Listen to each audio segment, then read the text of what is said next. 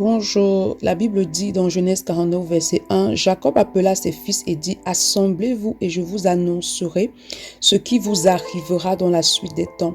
On a Jacob ici qui appelle ses enfants pour leur parler par rapport à ce qui va se produire dans leur vie. Ici, tout ce que Jacob va faire, c'est qu'il va juste parler et proclamer des paroles sur la vie de chacun de ses enfants. Et ces paroles s'accompliront.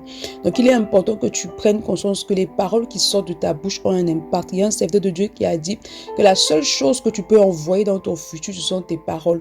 Depuis que tu murmures, qu'est-ce qui s'est produit? Depuis que tu parles mal, qu'est-ce qui s'est produit? Il est important que tu arrêtes de murmurer, que tu arrêtes de sortir des paroles de destruction pour ta propre vie, mais que tu commences à proclamer des paroles de foi. Ne te fatigue jamais de proclamer les promesses de Dieu dans ta vie. Ne te fatigue jamais de proclamer la parole de Dieu, parce que la parole de Dieu est vie.